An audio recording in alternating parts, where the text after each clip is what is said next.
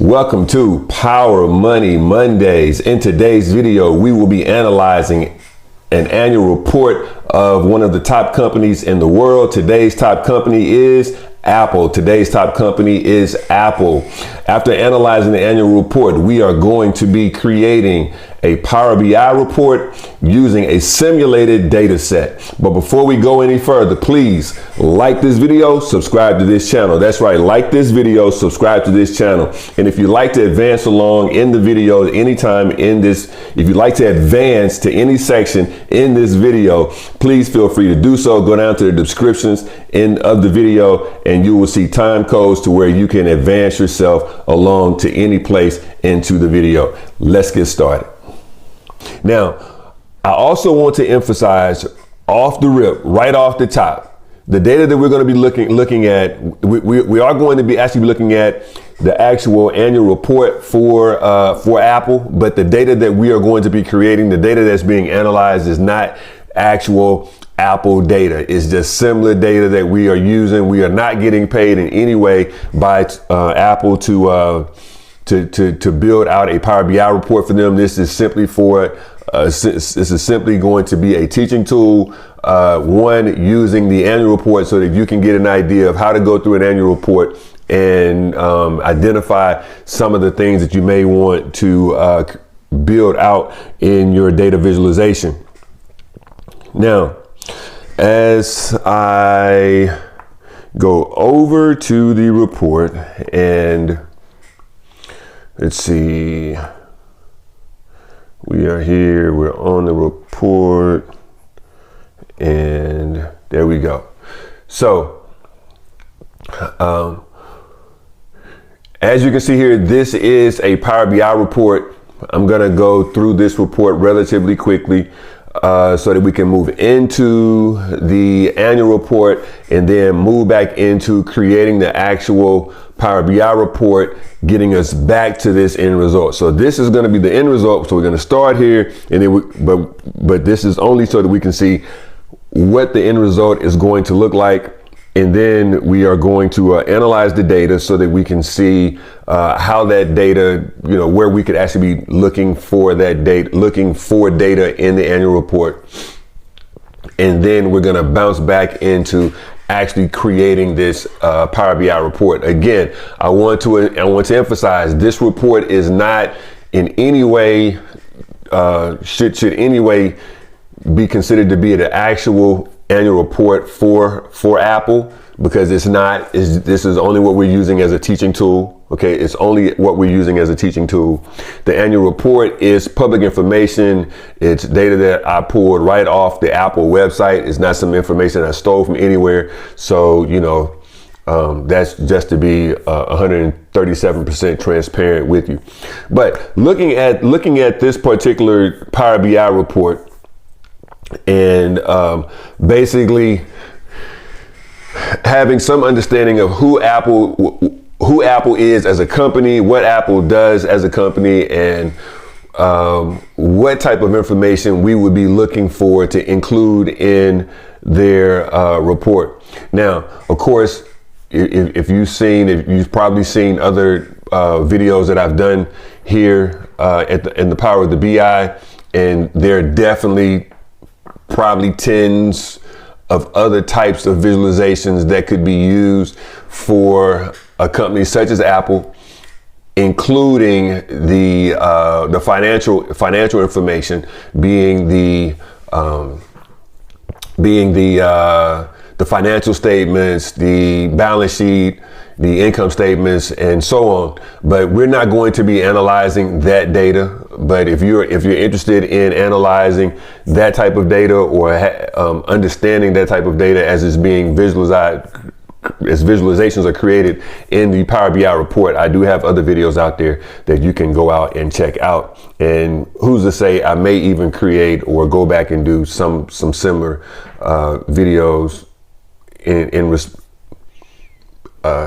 as it relates to a company such as Apple. But when it comes to the financial statements, they're pretty much one and the same. You know, it just depends on who the company is and what they're actually reporting. But in this particular case here, we're talking about a company like Apple. And again, this Power BI report is not an actual report created for Apple. It's just being used for teaching purposes. So as I go through this report, the first thing I want you to understand is some of the visualizations that are used. Everything on here is a visualization. And in the very beginning of creating a Power BI report, it's just a blank document. It's a blank report, just like it would be a blank document if you were creating a Word document. It'd be a blank document until you start putting words on it. And then depending on what type of words you put on it, it could be it could be a research paper, it could be a legal document, it could be whatever you need it to be. In this particular case, we are looking at some information that we may find useful when it comes to a client such as Apple.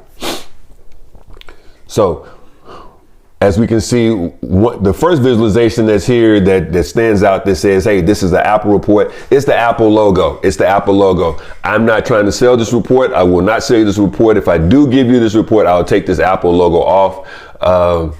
But of course, the one thing that stands out for any company is its logo. So we put the Apple logo on here. Now, as you know, in most cases, Apple is very simple. You know, the Apple logo, for the most part, most of the time you see it's going to be white or it's going to be black. And, you know, there are even some Apple logos out there that have colors on them that may represent the diversity at Apple. But in this particular case, we just used the black logo. We could have used the white logo. The reason why I initially did use the white logo here, but the reason why I took the white logo off is because the white logo did not, the color of the white and the actual color of the report that we created here, the logo, it didn't stand out. It was kind of off a little bit. So I wanted to use the black logo. That's why I kind of used the black trim around the borders for the title and some of the other visualizations. But at the end of the day, I believe that a logo is very important. So if you're creating a Power BI report for a client, I do believe that a logo is very important. If you're taking my online course, Power of the BI, as you can find, powerofbi.com, you will see that I do request on our final projects to have logos included. It doesn't matter what the logo is at that point, but I do request that you have logos included. Now, if we slide over to the right, another visualization that we have, it would just be a text box logo. I mean, it would just be a text box. And in this case, we have Apple Inc. revenue. Now, with that said, I don't always put a title on the reports that I create. And the reason why I don't create a title is because, one, the logo stands out for itself, and this is not necessarily a website unless we're creating a Power BI embedded report. That's a different conversation. That's a different story. But in this particular case, this is not a Power BI embedded report.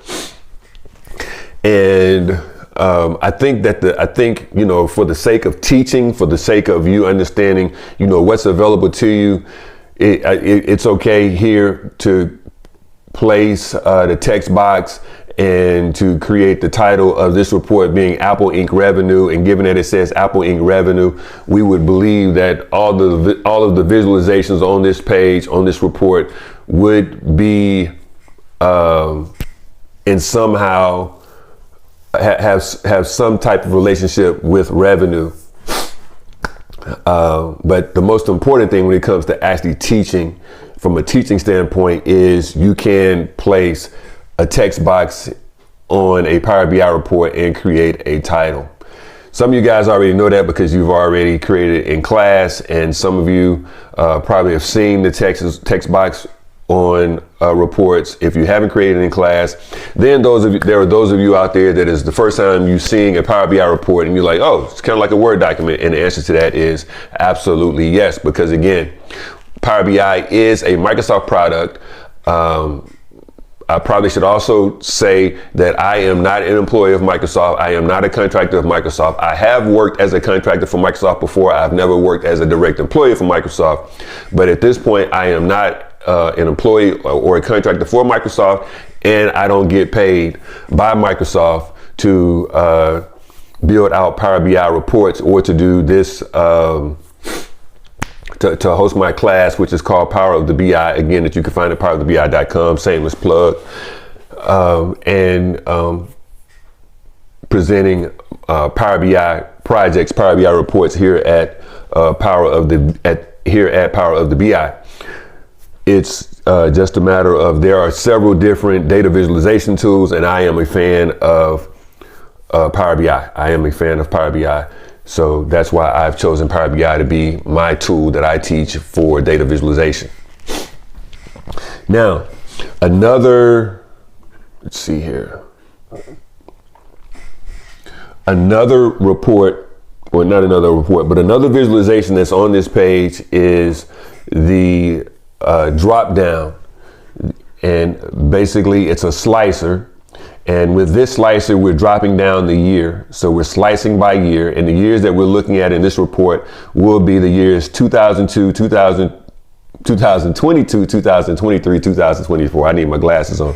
I actually created the report and didn't even remember, what year it was. That's kind of crazy. But anyway, so let's see. One data visualization that we're using is the slicer. And with the slicer, we are slicing by year.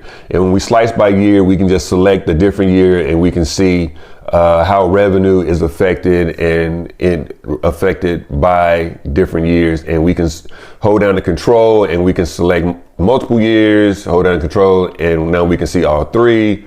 And we can come back and we can erase it. And we still see all three because that is our default visual. The next slice we have, the next visualization we have, again, is another slicer. So rather than slicing by year, we can slice by quarter. Now, of course, it makes the most sense if you select the year and then you select the quarter. So then we've got 4 quarters in a year, 1, 2, 3, 4 quarters, 1, 2, quarter 3, quarter 4. We can select the quarter and we can see how revenue is affected per quarter.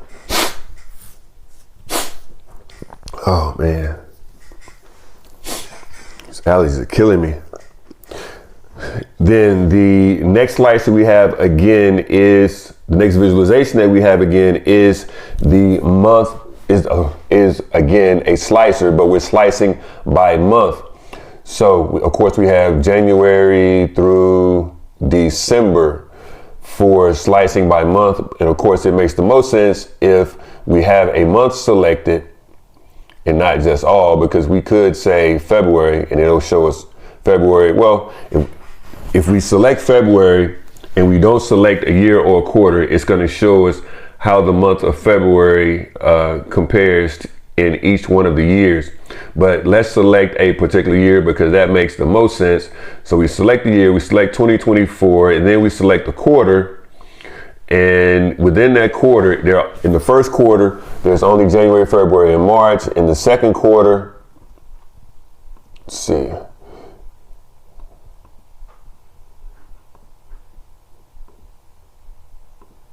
It didn't erase for me. Oh, because I have February already selected. So I'm going to go back and I'm going to select 2024. I'm going to select quarter 2. And then I will only be able to see the months available for quarters 2 and quarter 2, which are April, May, and June. I'm going to select May because that's my birthday month. Anybody want to send me a gift, you're more than welcome to. I'll definitely take it and I'll give you a shout out here online as well. Then I'm going to come back. I'll go to quarter 3 and I'm going to select quarter 3. And in quarter 3, the months in quarter 3 are July, August, and September. So we can only select one month. Well, we can only select months that are in quarter 3. We can select 1 month or we can select multiple months with the hold down. And if I come back and select quarter 4, The only months that'll be available in quarter 4 will be the months in quarter 4, but I had September selected, so now I've got to deselect September. Now I'm going to select quarter 4. I'm going to come back, and now I see that the months that are available in quarter 4 are October, November, and December. Okay.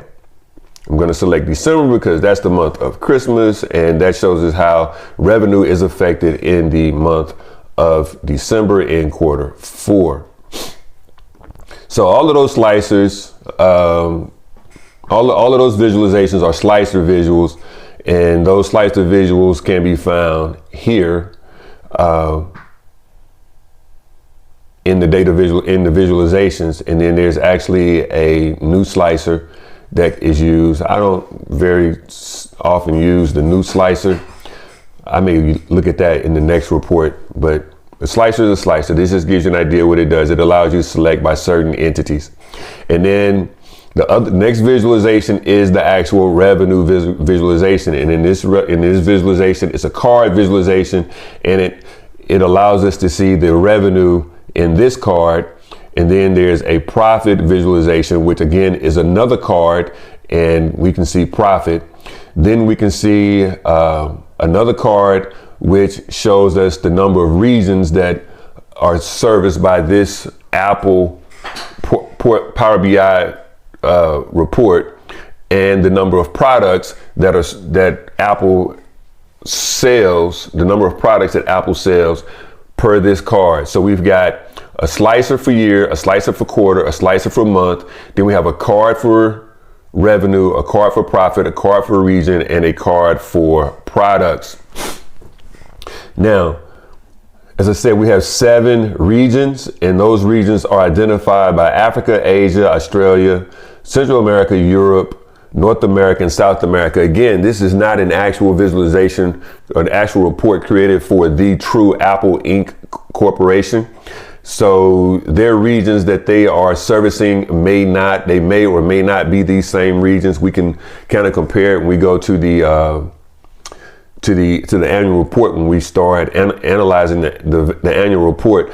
But in this particular case, these are the regions that we're saying that they're servicing, and actually these are pretty much just the continents of the world. So of course we're saying that Apple services every continent in the world. Now, the products that Apple sell, we're saying iPod, iPhone, the Mac, other products, and wearables. This may or may not be actual products or actual products that Apple actually serves. Could be, maybe not, some of them probably. But at the end of the day, again, we are just using this for a teaching moment in order to be able to identify products and regions for Apple. So what we can do is we can select Africa, and then this shows us how Africa revenue compared in 2022, 2023, and 2024. We can actually go back up to the slicer and we can select 1 year. So now we're only seeing that 1 year that it is servicing. And if we want to select a product, we can say iPad, and this is the revenue by the product, which is iPad, for the region, which is Africa. And we can select Australia, we can select Europe, and we can see that the visualizations change, the cards change, everything changes based on what year, what region, what product we are selecting from. So I am going to erase everything, and here with this with this region, again, this is just as we have here as a slicer. This is a slicer as well, but it shows us a list as opposed to having a drop down. So this is another way that we can show a slicer in a Power BI report. And over under product, we have the same thing. We have another slicer, but instead of having it being a drop down, we have a list of products. And again, it's the iPhone, the iPod, the iPad, the iPhone, the Mac, other products, and wearables. And again, everything that we select is having something to do in relation with the revenue. Now we have here, and for some reason, yeah, there we go. We have here we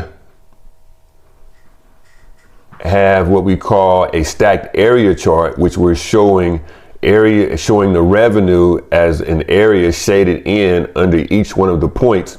So we have January through December as for the month where we're calculating revenue on the x-axis, and then on the y-axis we have the actual revenue count, and we have shaded in under the revenue under the line chart. So this could have just been a line chart, but we chose to use the shaded area just to give it a little bit more graphic effect.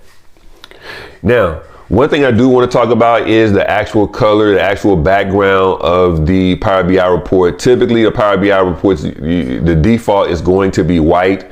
What we chose to do here on this particular Power BI report is to give it that monochromatic feel, because that's the kind of feel you get with Apple, that's stainless steel, that silver, that white logo, not a whole lot of colors to it.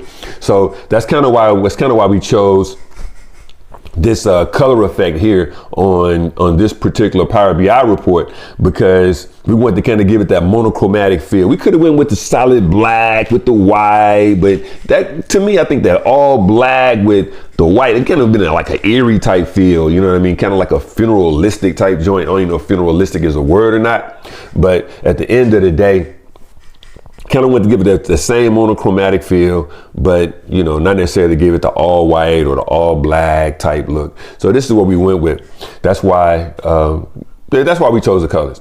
So the next visualization that we used here is the clustered column chart. And again, it's showing now the clustered column chart is showing us revenue by year. And we have a pie chart where it's showing us revenue by quarter. So, of course, if we choose a particular year, we see that column chart is only going to show us that particular year. Now, if we choose a particular quarter 3, now we see that this pie chart is only going to show us the quarter, right?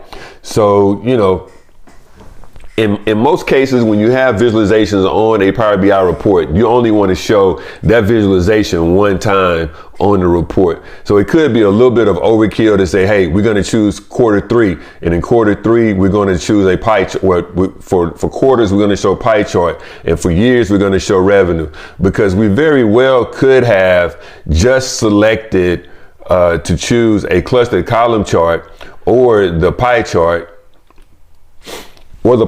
here, and not have the drop downs, and then we could actually click on the column chart, and it shows us what year we're looking at, and it fades out the other 2 years that we're not using. Then we can come over to the quarter and we can select the quarter. So with that said, we could get the same effect that we have with the drop down slicers, but the drop down slices allows us to show you what you can do with the Power BI report. Now, in some cases, somebody may say, hey, I don't want to click on the individual visualizations, being the column chart and the pie chart. I want to do the drop downs because we're used to clicking in the boxes for drop downs and for our list.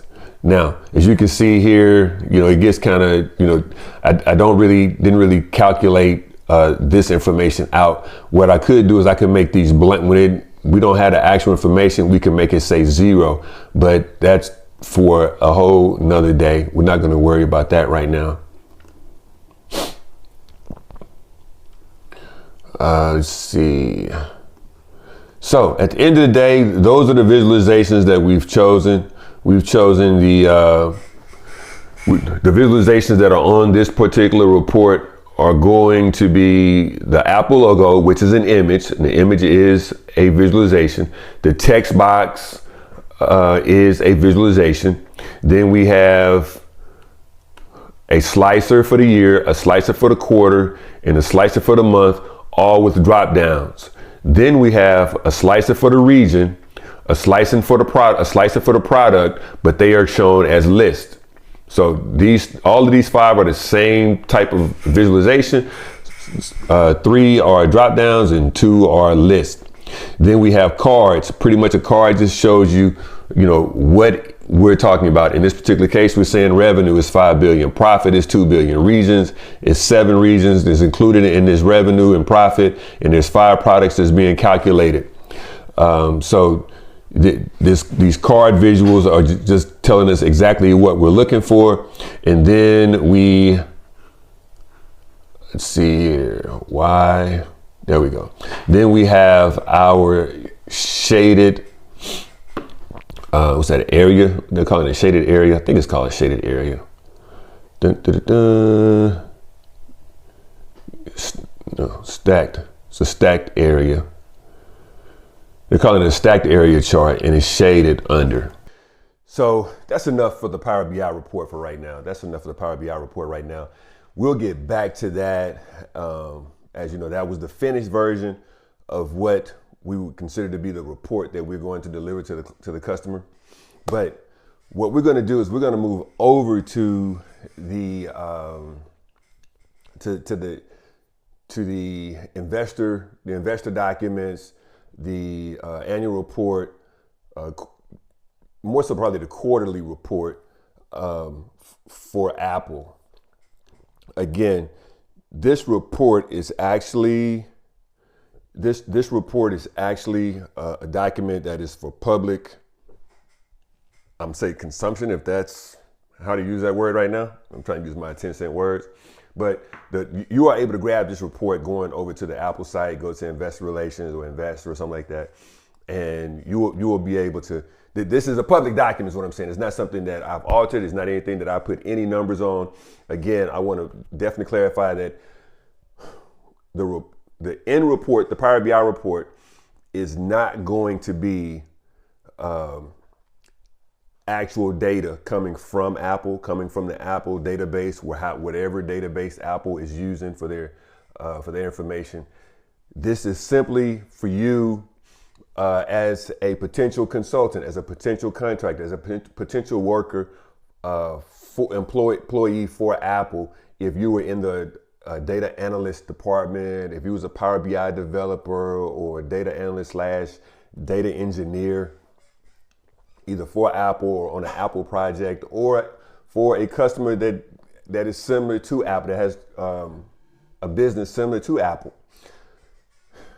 So I just want to make sure that we are all on the same page there. But what we're going to do is we're going to go through this report. I'm not going to go through it with a fine-tooth comb, but it's just to give you some idea of, you may be on a project. Let's just say that you were working with a consulting company and the client that you were given was Apple or similar client to Apple.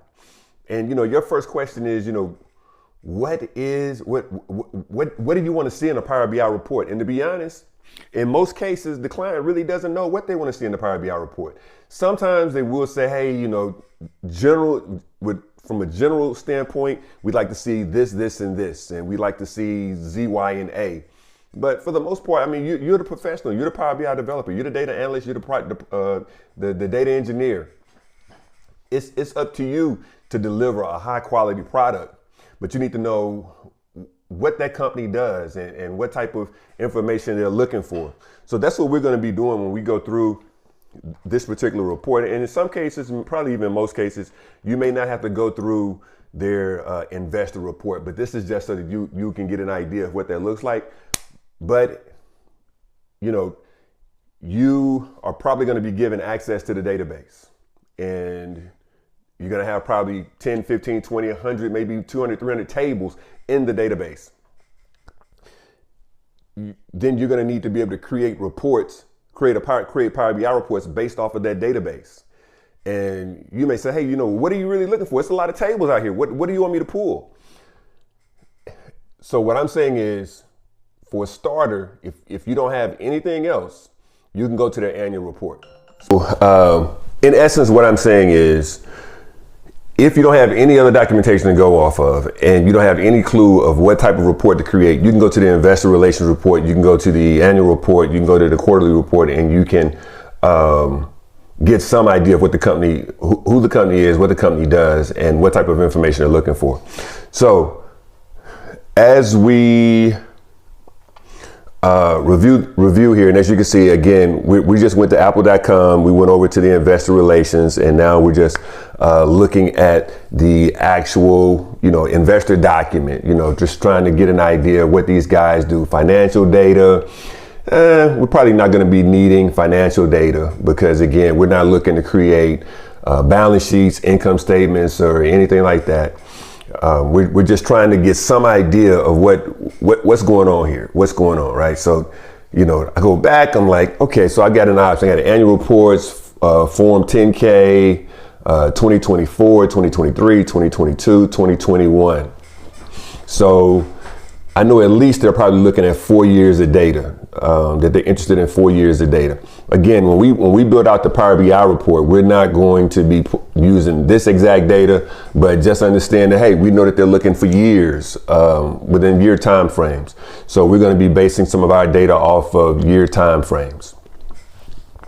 So we scrolled through, we went to the 10K for 2024, and now we're just trying to see, what is really in here. For those of you guys that are familiar with 10K reports, you know what's in here, but for those of you guys that are engineers or you're brand new to Power BI, you're brand new to this industry, you're just looking at the data trying to see, okay, what do these guys do, right?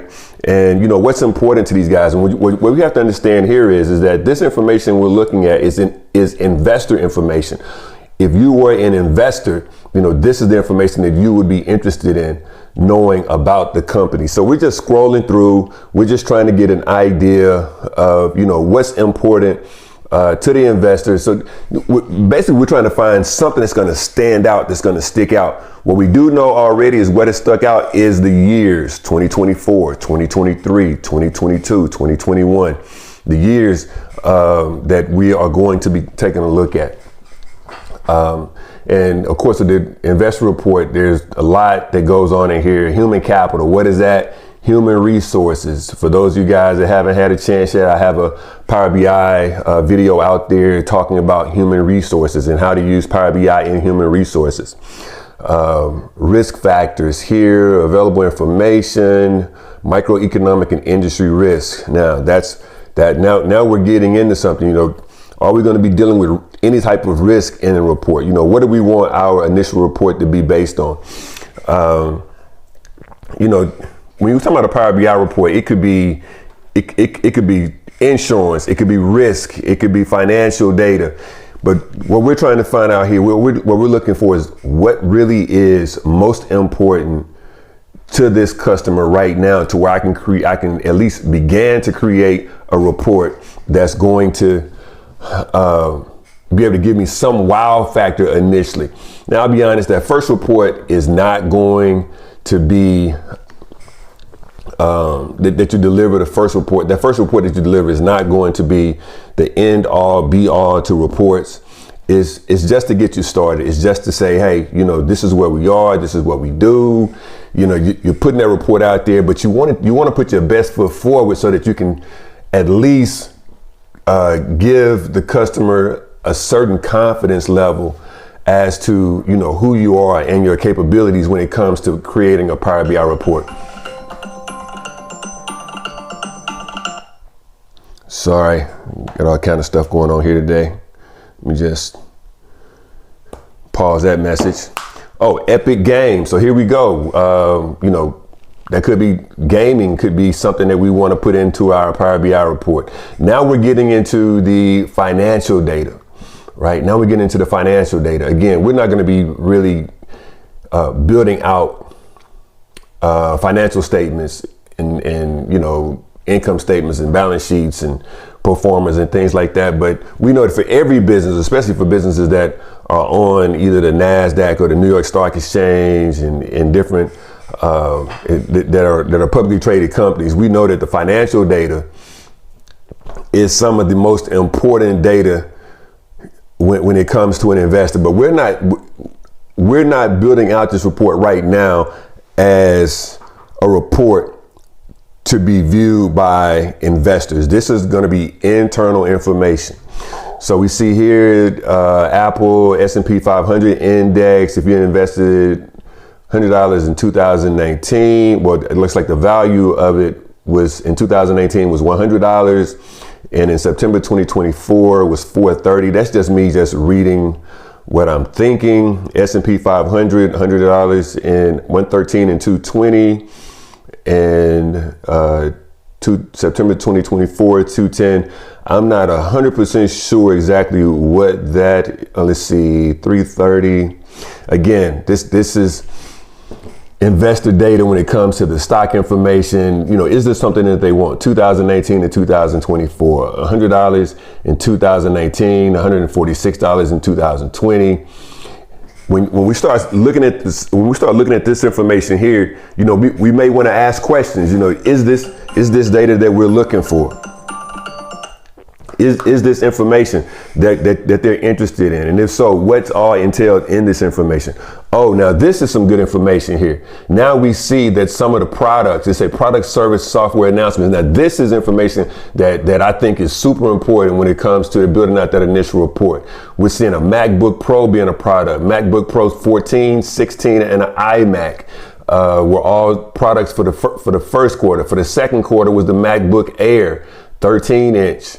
The MacBook Air 15-inch in the second quarter. In the third quarter, there was the iPad Air, the iPad Pro, the iOS, the Mac OS, the iPad OS, the Watch OS. Now, this is good information. This right here is good information because now we see how this business, what products what products this business has. I'm sure it has some services as well because I know Apple, so I do know Apple has a service in. But if I didn't know Apple, I know that this is a level of products that they are producing. iPhone in the fourth quarter was the iPhone 16, the iPhone 16 Plus, the iPhone 16 Pro, the Apple Watch, the AirPods 4. So for those of you guys that don't know, now you can see that when they release these products, they release them within certain time periods, whether it be first quarter, second quarter, third quarter, fourth quarter. I think this is good information here. Let's see, segments.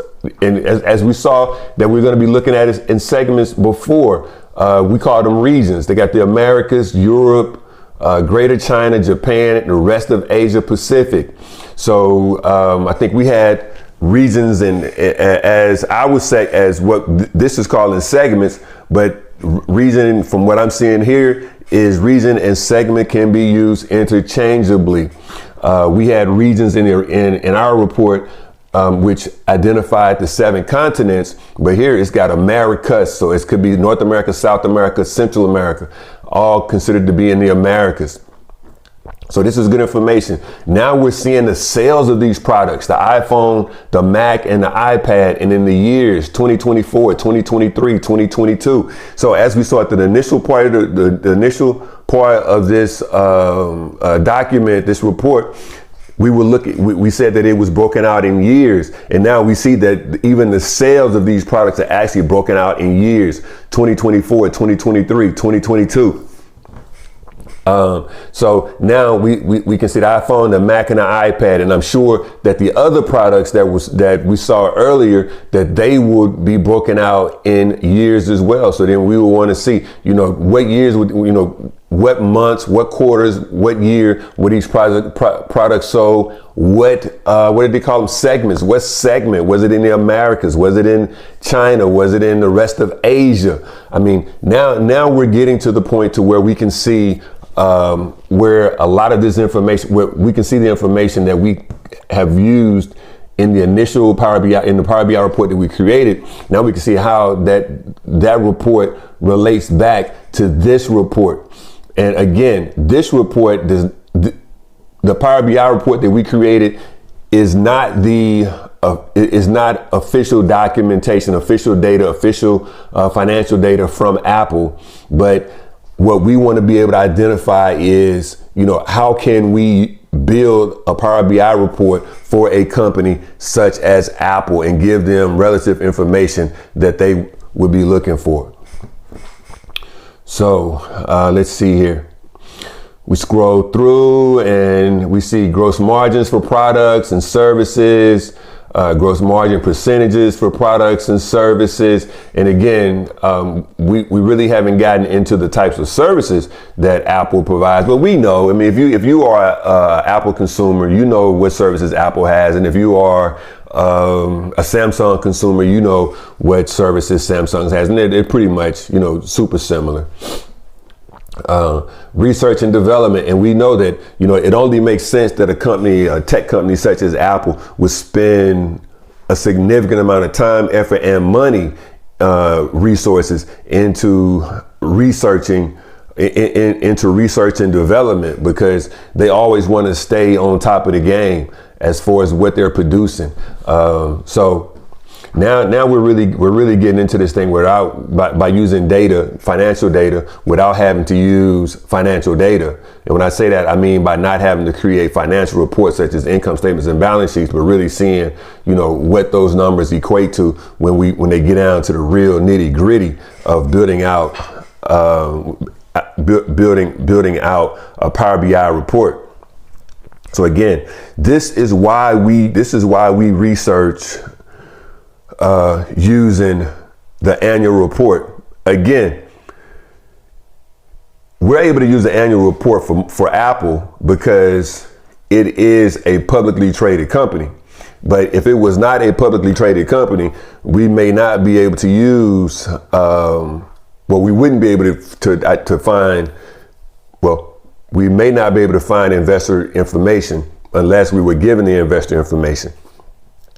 But in this particular case, we can go straight to the website. We can get the information that we need from the annual report and get some idea of how we want to deliver this Power BI report. Now, as you can see, here is that financial data that is good. It's good information, but it's not necessarily what we're going to be using. I mean, I'll be honest, building out an income statement, financial statements, and tying all that together using Power BI is possible. You can go over to one of my videos that I have on building out financial data, financial statements, but that's not what we're going to be doing here. This is really once you get to the point to where you're able to build out Power BI reports and tie data and really build models, this is more of a complex piece. This is really more of a complex piece when it comes to doing this. But being able to build out financial statements using Power BI, it really does reduce the amount of time, reduce the amount of closing time. What I mean by closing is in the financial world, there are month-end close, quarter-end close, year-end close, and normally a close would probably take a week, maybe 10 days. And I'm not a financial guy. It's just something that I talked to some financial people, and I kind of believe that that's how it works. But it normally takes about 7 to 10 days to do a month-end close, a quarter-end close, and a year-end close may even take 2 or 3 weeks. But putting this into building those reports into Power BI could significantly reduce the amount of time of those close and significantly reduce the amount of manpower that's being used, the human capital that's being used to close that month, that quarter, or that year. But again, we're not going to go too deep into that because we are not going to be building out a financial statement or financial document within this video, this lesson. We are simply using this annual report to give us some idea of how to research. Now the question is, Tarad, what if the customer is not a public company and I do not have, what if the company is not a public company? How do I research at that point? They may give you a BDR, a business document report. I think that's what it's called, a BDR. And you will be able to build a report based off of some of the research that you'll see there. That's not going to give you a whole lot of information, but that is a maybe or a kind of.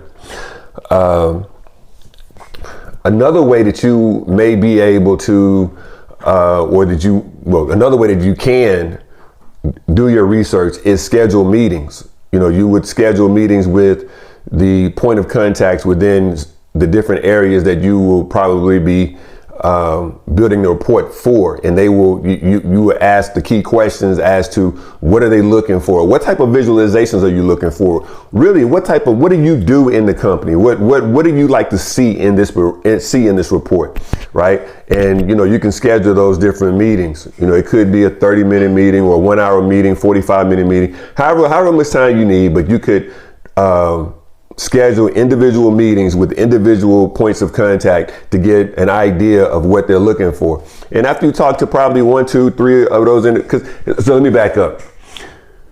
Talking to 3 individuals is probably gonna be the most points of contact that you're gonna really need to speak with in order to build a report, because it's really gonna be primarily one person that's really very seriously interested in the Power BI report, and the other 2 are gonna be bought in. Right, but the other 2 can give you more information about the company. But you do want to get to that key decision maker and say, hey, what do you want to see in this report, right? And you want to take good notes, and you want to make sure that you read back to them what you think you heard they said, so that you would be able to justify why you built in certain visualizations in your Power BI report. Then when you talk to the other 2 supplemental players, you're going to probably hear some of the same things that the first person said or the main decision maker said, and they may throw out a couple of other caveats and you're like, oh, didn't know that. And then, you're able to add that as well. And then when you're able to add that additional information, that main point of contact is probably going to be very excited to know that you really did your due diligence and your research in order to go out there and really build out the best report that you could probably build. So that's one other way to research. And now, to be honest, I think that's probably the most effective way. Okay, so let's get on to the good part. On over to the good part. Old school. I don't remember the rap, to be honest. Let's get on to the good part. I can't remember what the rap was. Anyway, so here's the deal.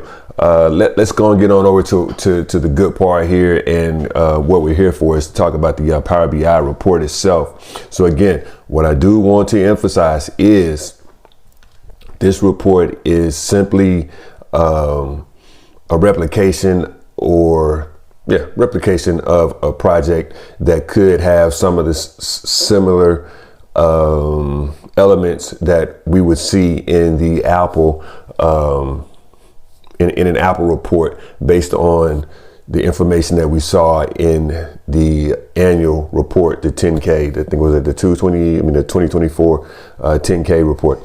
So with that said, let's move on over to the over to the project, to the Power BI report, and let's talk about what we see here in the Power BI report. So what we're looking at here, we're looking at the model view of the Power BI report, and basically we're looking at the data. We're looking at the actual data that's inside the report. The data that we're looking here in this particular table, the date, revenue, expenses, product, region, as we saw over in the Apple annual report, what we saw region was what we would call the segment. And as we come over, what we're going to do now is we're just going to start building out different visualizations. Just getting started. Of course, when we're building out a Power BI report, we typically don't have the exact visualizations that we are going to have at the end. So we start building out the report. The way I normally build a report out is using a table. So what I would do is pretty much replicating almost the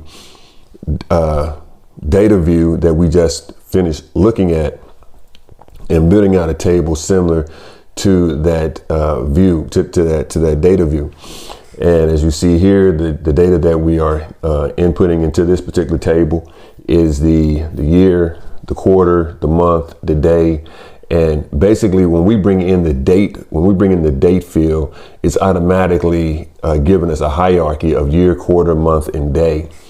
Then we're bringing in the region. Of course, we say, as we saw in the annual report, that the region is pretty much what Apple has as segments. The product field, we saw that the products that Apple, I believe, was using was iPad, Mac, Mac 14-inch, Mac 15-inch, different size iPads.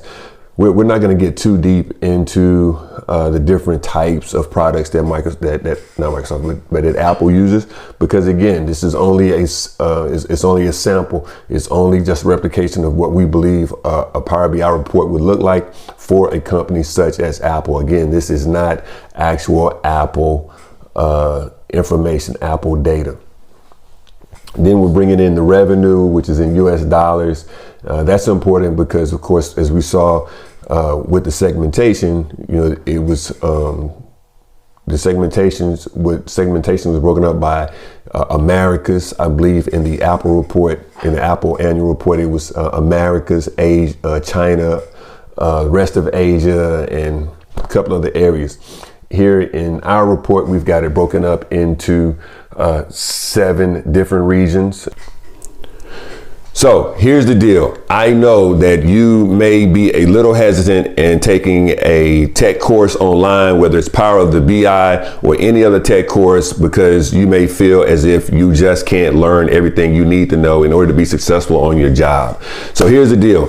I have written a book. It's called The 6-Figure Cheat Code, How to Make Money in Tech. Go over to Amazon, pick it up, and you'll learn the key secrets as to how to become successful in this new tech career, this new tech journey that you're about to embark upon. Now, back to the video. So as we can see here, the logo is what we've brought in, and it is the white logo with the silver background. Now, let's see here what we've got going. We've brought in the image for the logo. We've brought in the slicer for the region. We've brought in the slicer for the product. We're going to unselect Asia because we were only able to see what's going on in Asia. But now, since everything is unselected, we're seeing the total revenue, we're seeing the total number of regions, and we're seeing the total count of the products being $55 billion in revenue, 7 total regions, and 5 total products. So we're bringing in one other visual here, and it looks like we are going to be bringing in the clustered column chart, and we're going to be using the revenue. So as we can tell now, the revenue is what we are going to be basing the project or basing the Power BI report off of. Overall, even though we are seeing other visualizations, the revenue is what we are going to be able to, I guess, call the Power BI product, the Power BI report, because everything that not everything, but the majority, what we're going to be using is going to be based off of revenue. So here we're seeing Australia has a total revenue of 8 billion based off of the card, 55 total billion for the entire project. Africa has 8 billion. Now again, what I do want to highly emphasize is that we are not going to be using actual Apple data. This is data that we have created in order to build out this report that's given us very similar information to what a company such as Apple or Samsung would be using to create, to use to visualize data in a Power BI report. Now, the next visualization we're bringing in currently is the clustered bar chart, Now, the difference, again, for those that don't know, the difference between a clustered bar chart and a clustered column chart is a column, of course, holds things up, and the bar is like a bar you can set things on, so it's going to go horizontal. The bar chart is going to go horizontal, and the column chart is going to go vertical. Just testing it out here now, we can see what the different values are for Africa, Australia, North America, South America, And you can see that the values are somewhat similar, again, with 8 billion being for the revenue for on average for each one of the regions. But again, this is only just simulated data, just data that we made up. It's not data that's coming actually from Apple data. We were using actual Apple data set. We will be able to see the changes a little bit more drastic than what we are seeing when it comes to the changes as is with our current data set. But this current data set allows us to build out a Power BI report that would be similar to an Apple Power BI report. And here we are looking at potentially another clustered column chart. I don't really like to use the same visualization multiple times in a report, but sometimes we'll do it just to see what those different changes look like, and then we'll come back in at a later date or a later time, and then we'll make some changes. In this particular case here, initially we used the clustered column chart to find the year. In this case, we're not going to use the same data. We're going to use a similar visualization, being the clustered column chart. But what we're going to do here is we're going to look at the months as opposed to the year.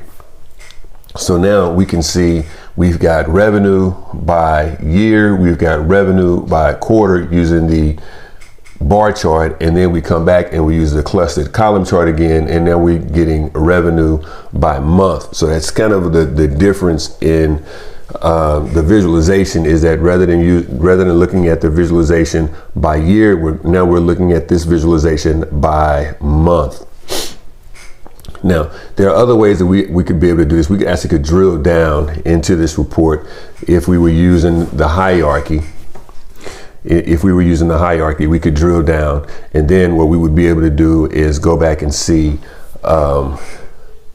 drill down from year to quarter to month, even to day and an hour or minute, if we had that, even seconds, if we had that amount, that type of data. But in this particular case, just using the standard date hierarchy, we are able to see year, quarter, and month, but we're not even drilling down here. We're just going to be using the visualization for Power BI in order to visualize this data. What I was doing a few seconds ago, as I went over to page 2, was just recreating that table that we were using initially, and then removing it from page 1 and then bringing it over to page 2, because I didn't want to lose that table. So what I did is I just created a second page and put that table in the second page, so that if I wanted to bring that table back into page 1, I can. If I want to use it at a later time on page 2 or page 3, I'd be able to do that as well. Typically in a Power BI report, I like to create as much data as I try to create the report using a single page, definitely no more than 3 pages in a particular Power BI report. But we'll see how this works. We really haven't gotten to that point yet, but I think what we're going to end up doing is just using for this particular report, we're only going to just be using 1 page. But needless to say, it's still just an example. Again, it's not actual Apple data, it's not actual business data. It's what we're using as a teaching tool in order to show you how to build a Power BI report for a company. And with this being Fortune 5 Friday, the company we're choosing is a Fortune 500 company, and the Fortune 500 company that we're choosing today is the company of Apple Inc. Now we're to the point where what we're trying to do now is develop spacing, creating the real estate for the different visualizations within the report, seeing what gives us the best visual effect, the best visual appeal, as we build out these different visualizations. What I'm doing here, as you see, was said before, for the cluster column chart, the cluster column chart we used initially was by year, and then we have a cluster column chart by month. And what I don't want to do is place those two visualizations next to each other. So what I'm trying to do is avoid having those two visualizations next to each other, so that if we place them side by side, it will, like, the years and the months are going to be running together. And if we place them on top of one another, it would make it seem as if it is stretching out further than what it should be. So just trying to get a good feel for the visualization. And this goes back to the point of what we talked about earlier in regards to the graphic design effect. You know, you kind of fit into the graphic designer piece when you are trying to build out the spatial arrangements for the different visualizations on a Power BI report. And it gets kind of tricky. Even though you may have all the data that you need and that you want to present, you still want to give some appeal to those that are actually visualizing the data. So, you know, it's kind of tricky. It's a little tricky trying to build out the right data that is needed, would create the right data that's needed, the right data visualizations is needed, and then placing it into the right form of the design to give it the right design effect. Just a little bit tricky there, but that's okay. That's kind of like a difference between a Power BI developer and a data engineer. The data engineer just, you know, as long as the right data, as long as you have the data and it's the correct data, it's not incorrect data, it's good data. That's what a data engineer is supposed to provide. But a Power BI developer, you've got to be able to provide that visual effect in addition to the right data. So, that's just how I feel. That's just how I feel. Now we are going to looks like we're bringing in another slicer, and the slicer we're bringing in here is going to be date. I don't like to use a slider a whole lot. Slider for dates is good, but typically I like to use a drop down when it comes to date. So here we're going to be using the drop down, and then we're going to come back over. We're going to select the date hierarchy, and when we select the date hierarchy, now we're going to determine how do we want to see the drop down, and we're going to be selecting the drop down by year. And of course, we have a blank there. We've got a blank, and then we've got the years. So what we need to do is we need to make sure we get that blank out of the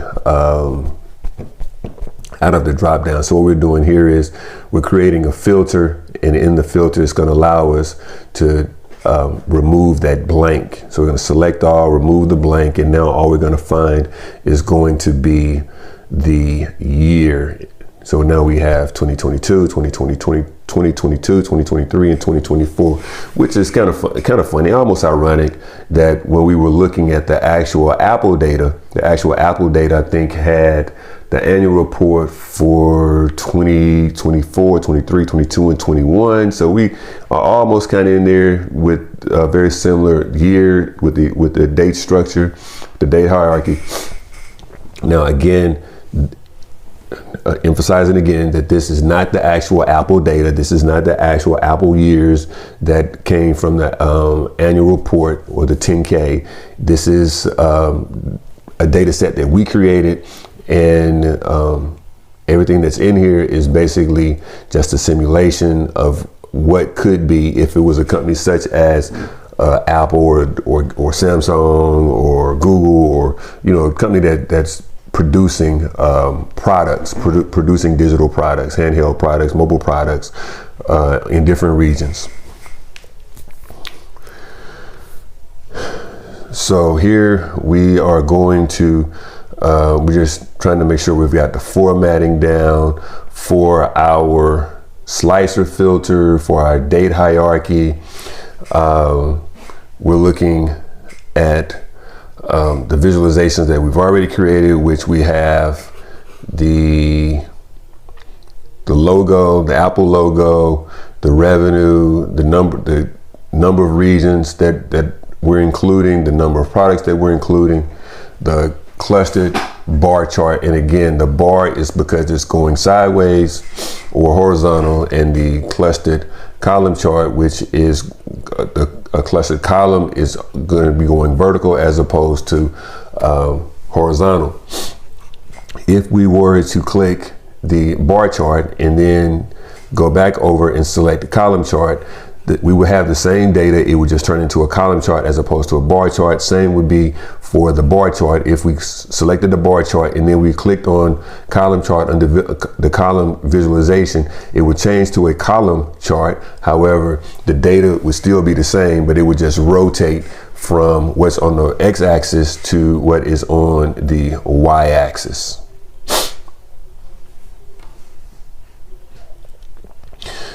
And again, creating the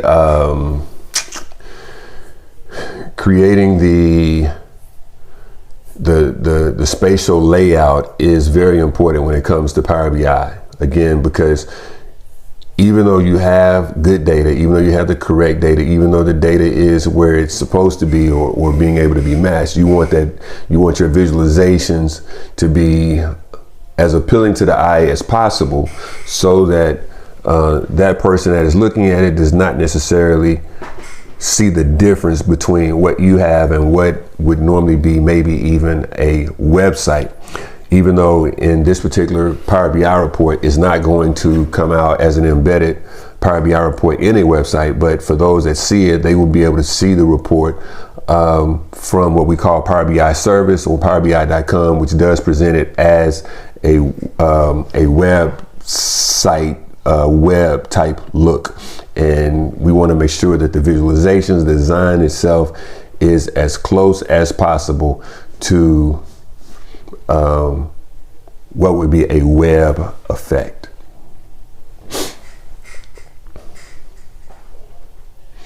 So here we're just making changes to the height and to the width, to the height of the visualizations.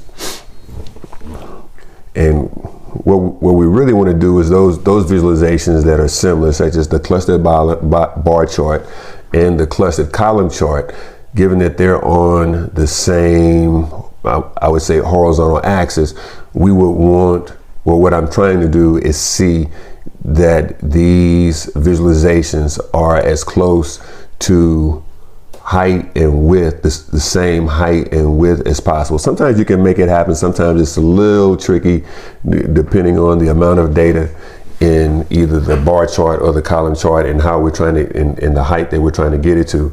So what I'm doing here is I am aligning both of these visualizations, and I am going to attempt to see that they are distributed horizontally as much as possible, and try to see that their heights and their widths are as close to one another as possible. So selecting the bar chart again, making it just a little bit smaller, and we are now going to see, just looking at it here, it looks as if the bar chart is a little narrower. Is narrower a word? Yeah, a little narrower than the column chart. But of course, the column chart is going to be a little bit wider because it has more values in the column.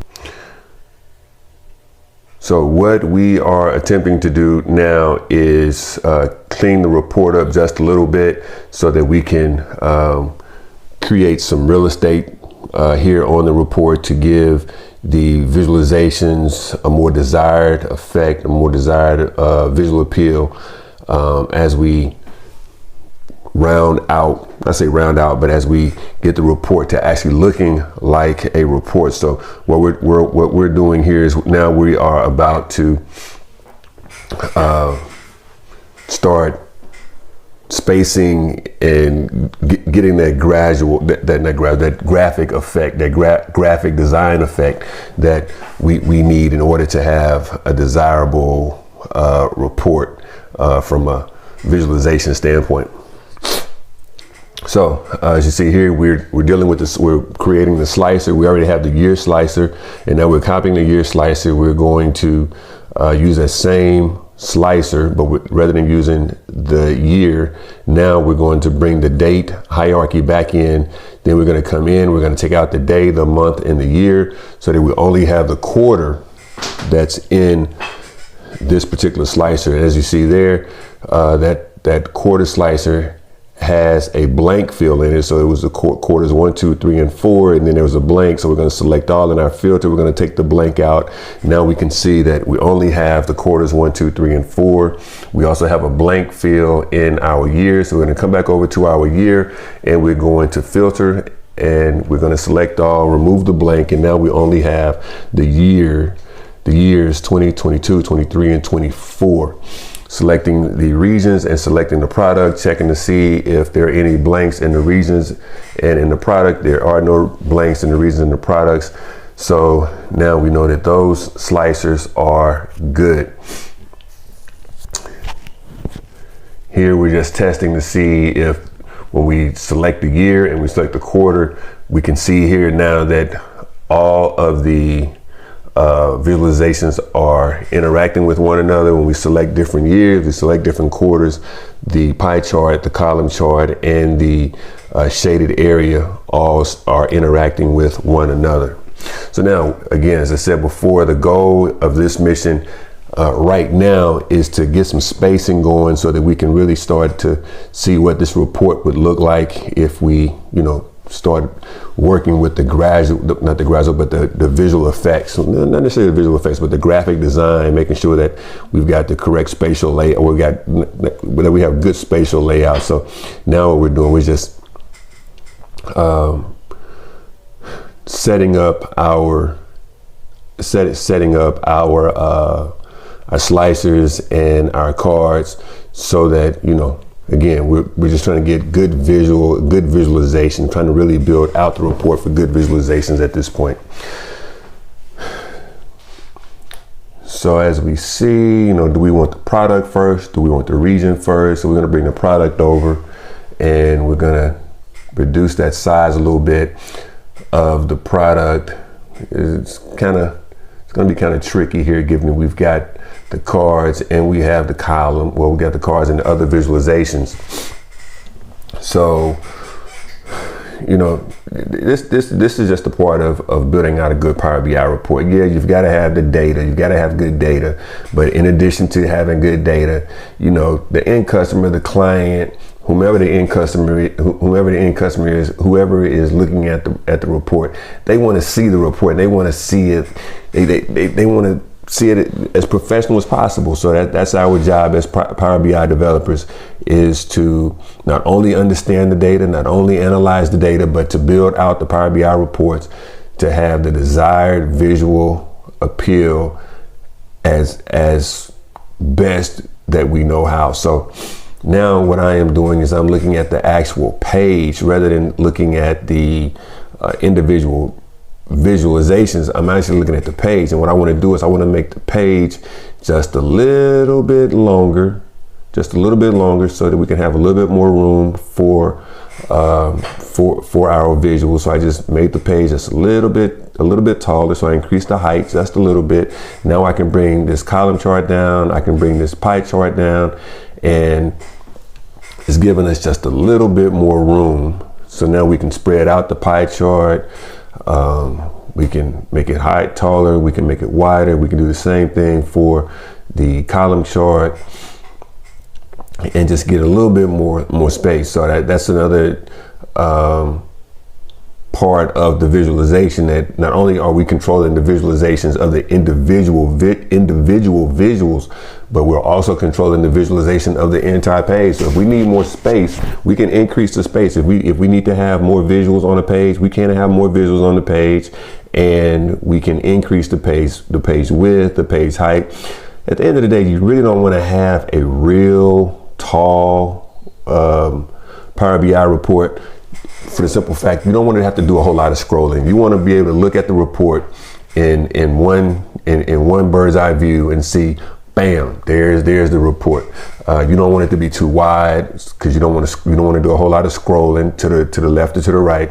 Now, to be honest, when you're increasing, or when I increase the page size. The one thing I don't want to do is to have my visuals to where I have to scroll to the left or to the right. I prefer to scroll up and down as opposed to scrolling left or right. And in my class, what I also teach is, you know, I teach that concept of scrolling up and down and not scrolling left and right, because it kind of gets kind of wonky when you're trying to read either a page or read the text, and you've got to scroll to see the whole page. But it's more acceptable if you're able to scroll if you're scrolling up and down or scrolling vertically. So I just went back over, looking back at the page size. Now I see that I've got a pretty good amount of space at the bottom of the page. So I don't really need all of that space. So I kind of want to remove some of that space at the bottom of the page, because you don't want to have too much. You don't want to have too much extra space. It's kind of like having a room with having a room in your house and not having a whole lot of furniture. You know, you kind of want to have enough space to where it's not too cluttered and not too cluttered, not too crowded, but at the same time, you don't want it to be too empty either. So we just did there. We just took out some of that space at the bottom, reduced that height, reduced that vertical height, so that we won't have so much space down there at the bottom. Now, again, we're moving the cards around. At this point, it's kind of, it's really like trial and error now. You know, what goes where, what looks best where. So now that's what we're doing. We're just playing with, you know, the spatial arrangements of each one of the visualizations to see, you know, what goes where. When we have visuals at the top of the page, you know, we want those visuals to line up to where the title of the visuals are reading across the top. So that's when you see those lines, or those red lines, I'm trying to get those visualizations even across the top, so that again, like where region is on the same line as product, on the same line as quarter, on the same line as year, and then having all of that even with the top of the logo. You know, we don't want to have it to where we've got visuals that are up and down. It's not very even, because it's not very visually appealing. So, you know, that's kind of what we're doing here. We're just playing with spatial arrangements. We got a lot of space on the width. So what I'm going to do is I'm going to go over and I'm going to format that width a little bit so that we can remove some of that space, that extra space to the right, again, because we don't want to have a similar, again, like a room that has, it's a real big room with no furniture. Right, and we don't want to have a Power BI report that has a lot of space on the page, but don't have a whole lot of visualization. So rather than just trying to create visuals that you probably really don't need, and you know, just to be making stuff up, you know, we can reduce the width and reduce the height of the page to really get that visual effect that we're looking for. So that's what we're doing here. We're just customizing and reformatting the page, just like we can, as I said before, just like we can format, and we can format the visualizations. We can also format the actual page itself.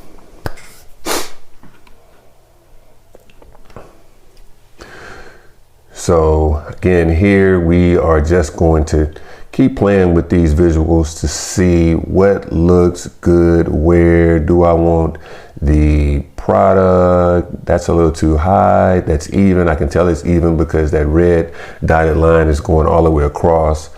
Let's see, do I want to make that taller? No, not really. What do I want to do with this total revenue? I am going to bring it right here. I'm going to bring my count of product up a little bit, because I want my counter product to be on the same line and even with my total revenue. So again, it's all trial and error at this point.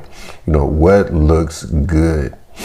So let's see. Yeah, that looks good there. Now, what am I going to do with this count of region? Am I going to make it, I'm going to place it right under the revenue. We can put it right here for the time being. And as you can see, now we're getting somewhere. We're getting to where the page itself is a little bit more, it's a little bit more aesthetic, more visually pleasing to the eye, aesthetically pleasing.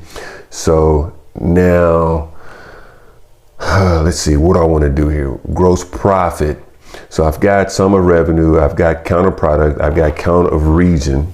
So I'm going to bring another card in. And let's see, I'm going to copy this card just so it'll be the same height and width, and I don't have to reformat this card. I'm going to paste this new card in, and now I'm going to bring in, let's delete that count of region, and I'm going to bring in gross profit. So now we're kind of getting what we need here. Even though I said before, you know, the report itself is mostly about revenue.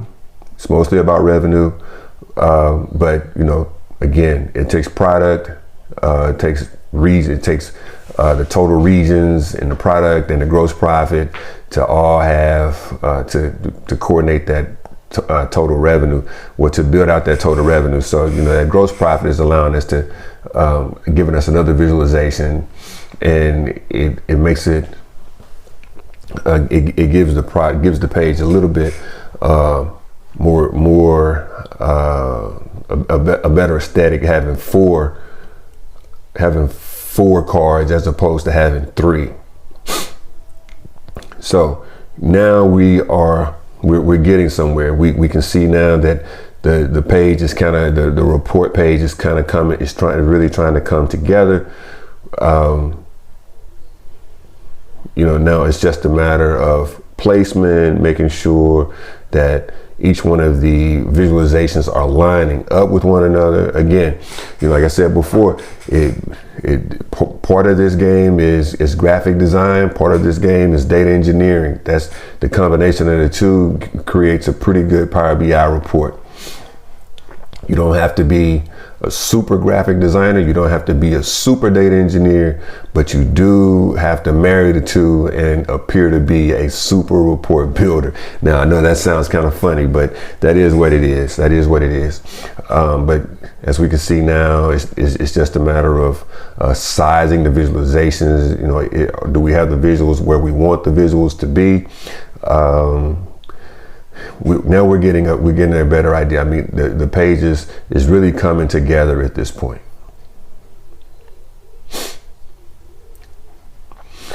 So let's see the slicers. We want to kind of move them over just a little bit. We're move this one over just a little bit. Move this one over, and the reason why is because we want to make that logo have the same edge as the pie chart and the column chart. Again, at this point, it's about visualization. Now that we have created the actual project, the actual Power BI report, now what we are going to do is we're going to start focusing on actually the actual visualization of the entire report, the presentation of the entire report. So what I'm going to do now is I'm going to remove that white logo that I had and go with the black logo, because it's a little easier to, I guess, make the black logo fit a little better, a little easier. And we'll see as we move through this portion of creating the report.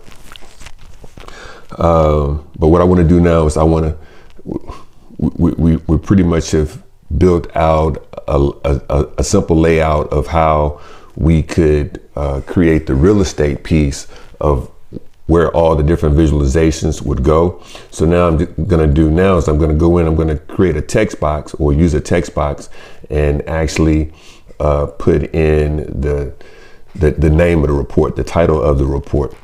Typically, I think I said before, I don't necessarily, and you are not seeing what I am doing, so I am going to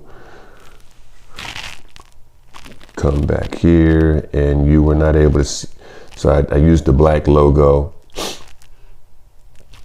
But what I'm going to do now is I'm going to make space for the actual title of the report, so that just to give you an idea of adding text as a visualization. As I said before, I don't normally like to use text in the visuals or on, I don't like to use a title on a report because it takes up real estate. But in this case, I think it's going to be okay, and you'll find in some instances where you create your Power BI reports that you will probably want to create titles as well. You may even be asked to create the titles as well. So this is pretty much is all you'll be doing. Is just like you would in any other Microsoft document. You would be bringing in a text field.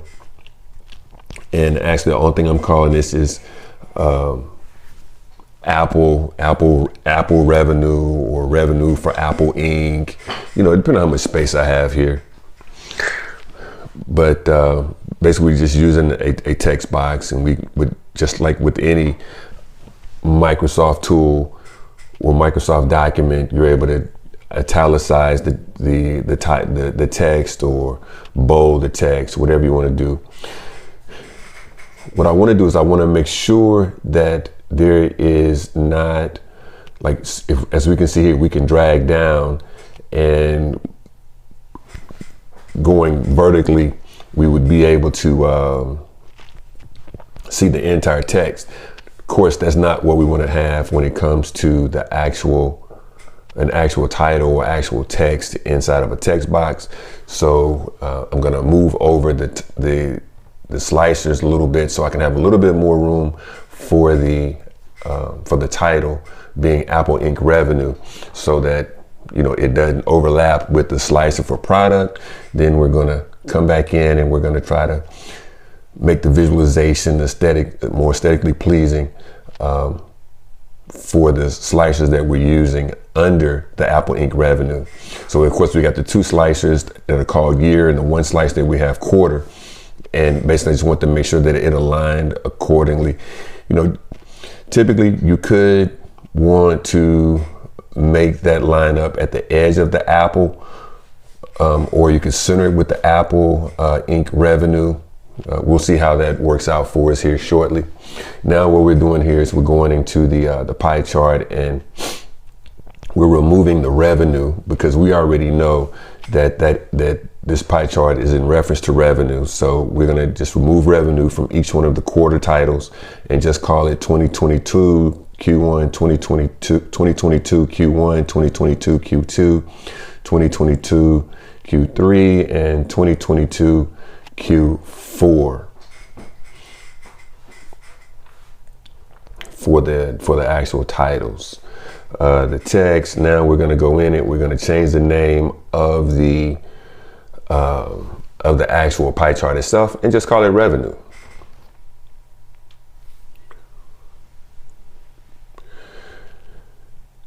Do we want to change the sizing of the font? Maybe not. Right now we're going to change it from 14 to an 18. We're doing the same thing. We're going to do the same thing with the clustered column chart as well. Right now it's sum of revenue by quarter. We're going to come down, look at the visual, and what we want to do is, we've got it by quarter. We're going to change the hierarchy, and in the sum of the revenue, the title itself, we're going to change the hierarchy just to show year. Then we're going to come back into the let's see here. We're going to come back into, we're back into the pie chart. We're just trying to analyze what do we do with the pie chart. We changed the name of the pie chart from revenue and quarter name to where we're seeing revenue by Q1, Q2, Q3, and Q4. Just trying to get an actual title here. So we're going to call it, or a better title, not an actual title, but a better title. So we're going to call it revenue by quarter so that we can actually see what this revenue is assessing, what it's analyzing, what it's giving us here. And then we're going to come back to our clustered column chart. In our clustered column chart, we are going to take out that sum of revenue, and we're going to call it revenue by year. We're going to call it revenue by year. So as you can see, we have revenue by quarter in the pie chart, and we have revenue by year in the cluster. If you're interested in learning Power BI, if you're interested in learning Power BI, go over to my website, powerofthebi.com. Go over to my website, powerofthebi.com, and sign up for enrollment for the next class. Here's the deal. Class enrollment is extremely small. Class enrollment is extremely small. So enrollment will be limited, but go over to powerofthebi.com and sign up for enrollment. Column chart. Then we come over to the to our line, or I think it's the shaded area chart, and we're going to change that name as well. We're going to call that revenue by month. We're going to call that revenue by month. So now, as I said before, what I like to show different analysis for each visualization and not have the same visualization showing up too many times, multiple times in the same report, or at least on the same page. So now what we're going to do here is we're going to kind of organize it a little differently. We're going to show the year up top using the clustered column chart, and then we've got to the left at the bottom, we've got revenue by quarter, and then to the right at the bottom, we've got revenue by month. So now we're showing year, quarter, month. So now again, as we have our slicers up top, you know, those slicers are going to pretty much be telling us some of the same thing, but it just gives us a little bit more control, a little bit more flexibility as how we want to see it. Now we're coming in, we're changing the color of the page. We're changing the color of the page so that the page just won't be a blank white page. Now, as you see, when we change the color of the page, now it really shows us what those visualizations on the page look like. And if we look up top, we see that we have the year slicer and the year drop down, both of the year drop downs and the quarter drop downs. You know, they look kind of wonky now, given that we can see how they really look. So we're gonna have to make some adjustments there. We're coming down to our card, showing our 55 billion. We're showing the sum of revenue, the count of region, the count of product, the gross profit.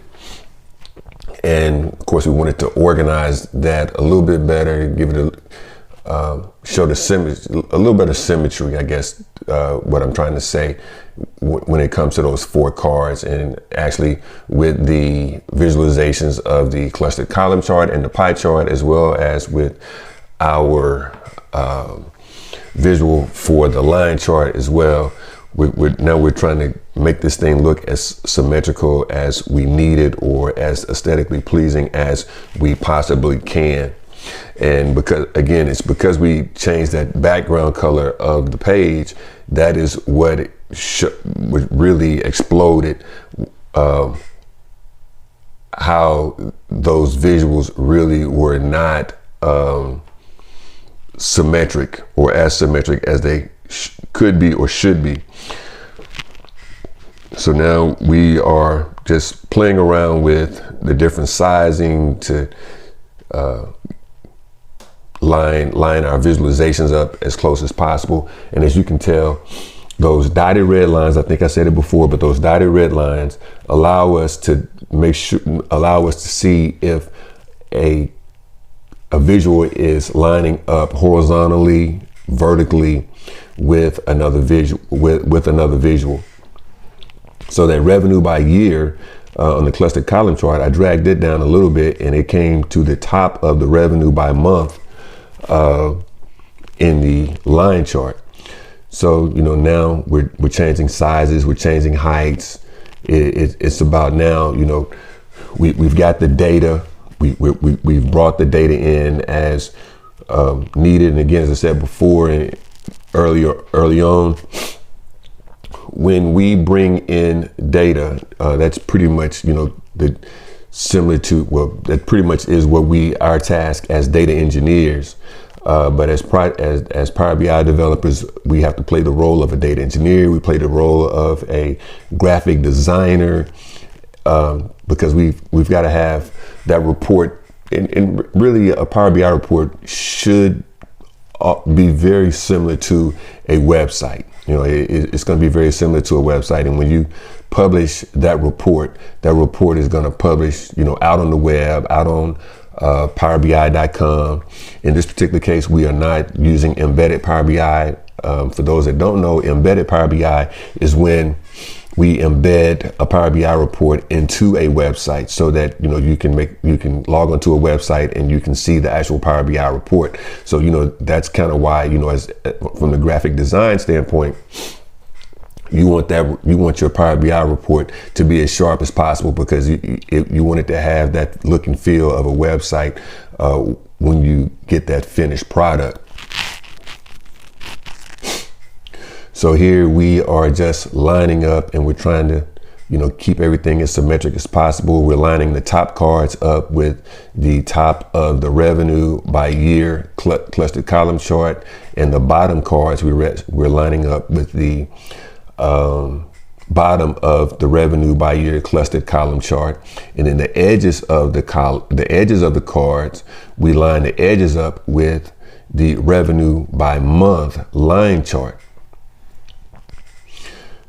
Now we are looking again at the text that we brought in, and we see that text is overlapping the product a little bit. So we're going to slide it over to the left, and we see that we have aligned the text with the top of the Apple logo, so that it does not overlap the product and it does not overlap the Apple logo. Now we're going to come back in, and we are going to try to align our slicers as best we can. The year, the 2 years, and the quarter slicers. Now we're trying to get this as aesthetically pleasing and symmetrical as possible. Kind of looking at the revenue by quarter, and we're going to do a little bit of formatting here. We're going to change the width. We could have spreaded it out, but rather than using the width sizing, what we did was we just used the drag element to make it the same width as the clustered column chart, and hopefully that revenue by quarter pie chart is the same width as the revenue by year, and it's the same height as the revenue by month in the line. Now we're aligning the slicers so that the slicers could get that element. So now what we're doing here is we took the one slicer and we put it to the edge of the text for revenue by the text for the revenue ink. Then we took the final slicer and we moved it to the right edge of the revenue ink. Now we're lining these slicers up. We see that they're not the exact same height. So now we're making sure they're the same height. We can look by the dotted lines so we can tell that they're the same height. So now we're really getting a better feel for what would make this report have the graphic design effect, the appeal.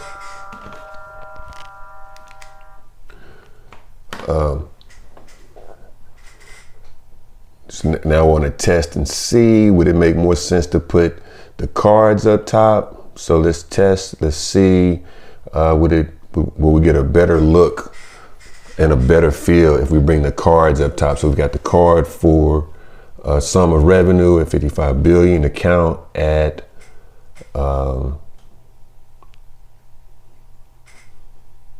the count of products at 5.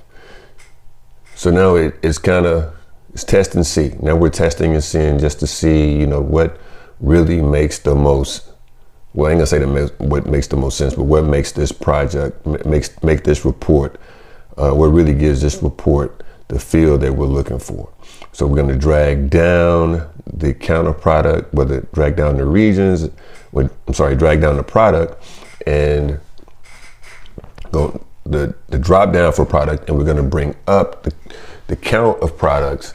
And we're just trying to see, you know, what is really going to give us the best look and feel for this particular report. So now dragging, we're going to drag the cluster column chart for the years over, and maybe make the logo just a little bit smaller, but we want it to have this, we want to make sure it's lined up with the height of the text. Now, what if we bring the cards down and move the slicer? So we got a slicer for year, we've got a slicer, another slicer for year, and we're going to bring that up. We're going to bring the other slicer up as well. We're going to bring the card down for gross profit. We're going to bring the slicer up for quarter, and we're going to bring the product drop down slicer.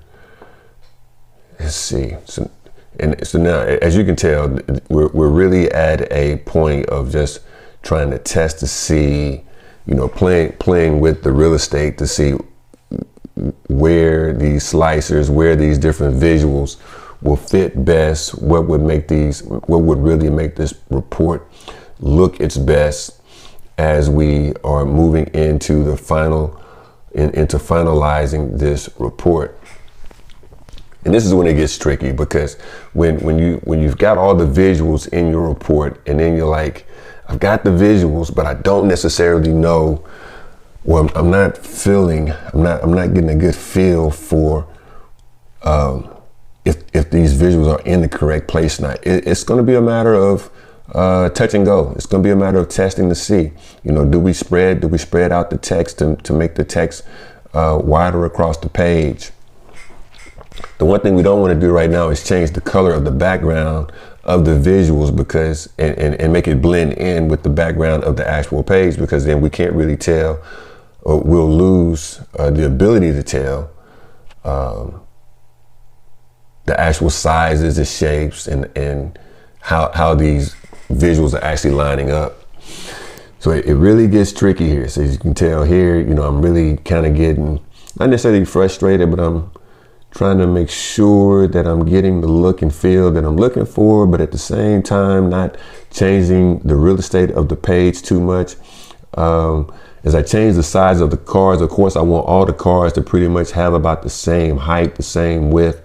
But at the same time, as you can tell, when we're looking at the two cards would have sum of revenue and sum of gross profit, the number of characters on those cards is going to be slightly different than the characters on the count of the size of the characters on, well, the number of characters in count of region and count of product, because count of region and count of product is really only going to have one character being 7 and one character being 5 for count of region and count of product, whereas sum of revenue is going to be 55 BN, and gross profit is going to be 25 BN.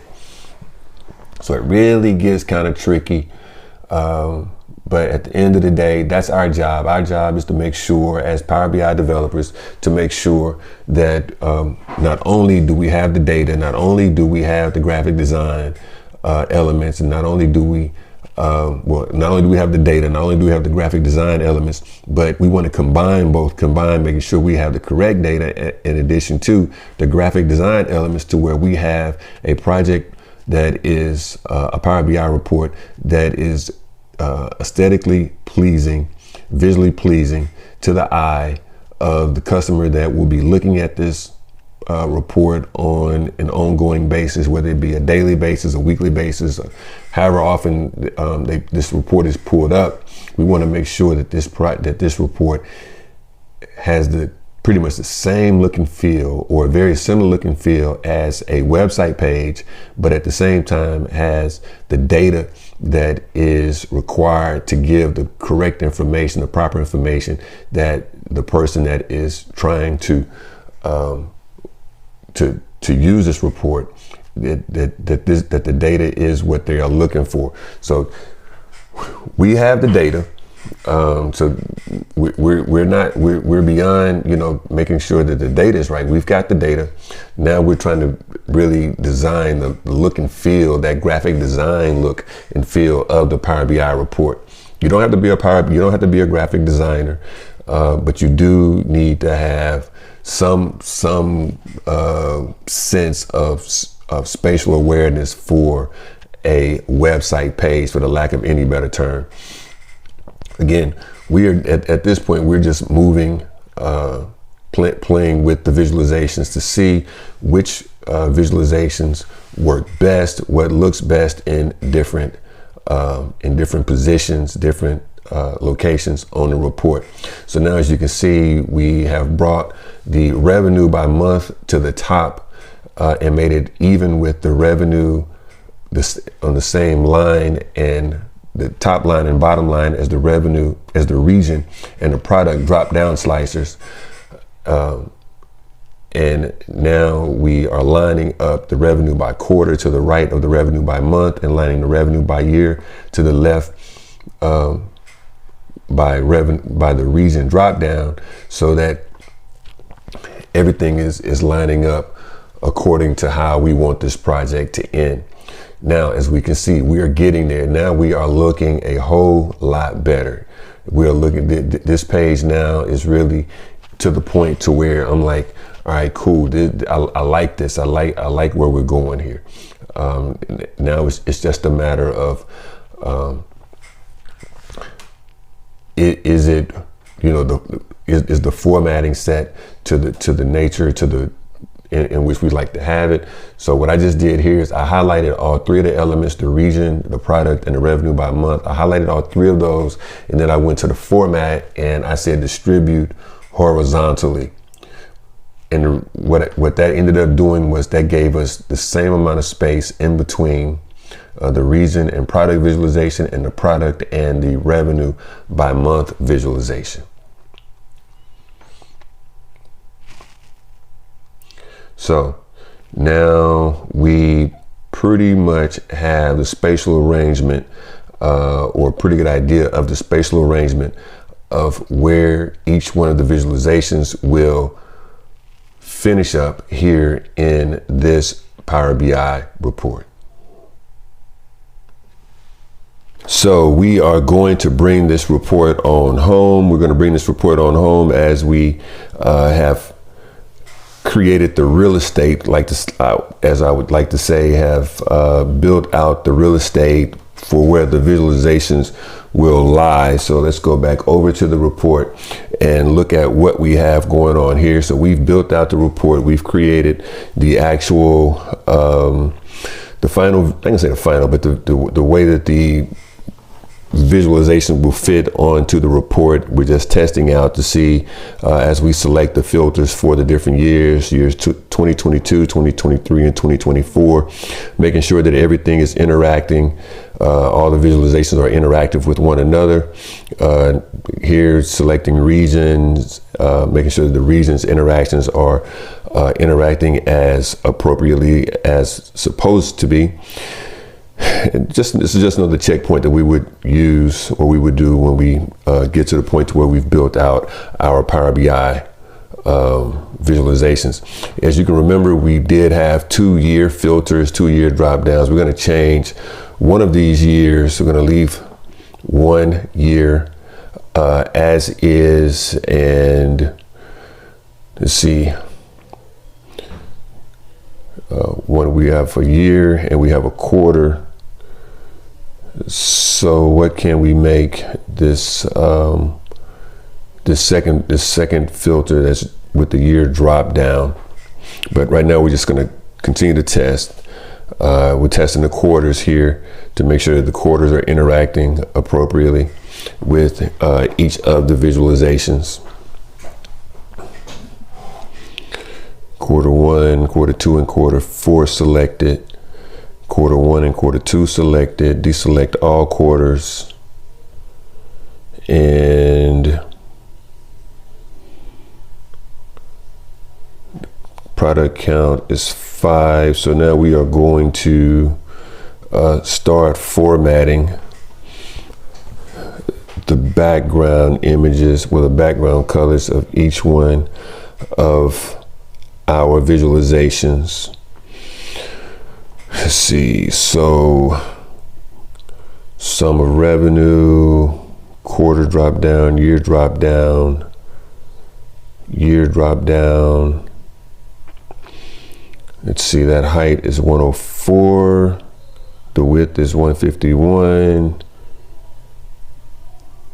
Let's see, can we round that to 150? Maybe. 103, we want to round that to 150 as well. 103 is the height. 104, that visualization is 104. We want that width. It's 140, 140, 104, 140, 104, 140, 104, 140, 104, 151.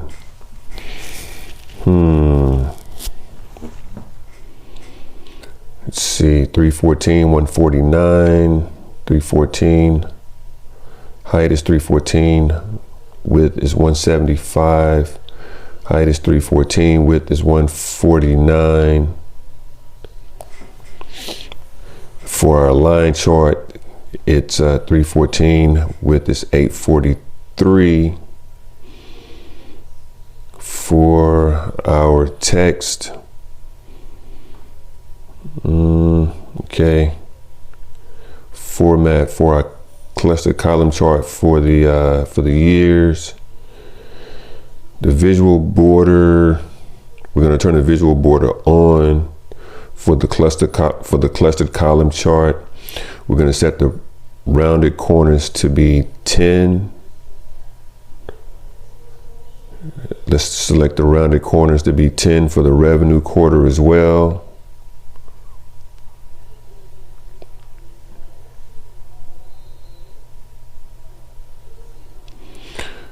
So we're going to make the rounded corners standard. We want to keep it uniform, so we're going to keep the rounded corner. We're going to make all the visualizations with a rounded corner of 10. So now we're starting to see we're getting a little personality within the report now, given that we are giving rounded corners to each one of the visualizations. You don't have to give rounded corners to the visualizations. It's just what I like to do to give the visualizations a little personality, add some personality to the report. 10 is, I use 10 a lot for rounded corners. Sometimes I use 15 when I want to show it a little bit more rounded. I don't normally go more than 15 for rounded corners. So for our year slicers, each one of those we're adding the rounded corners of 10.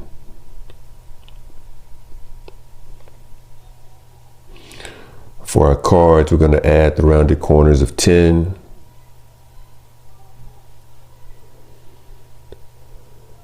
Gross profit, we're going to make that one 10. For count of regions, we're going to make that 10.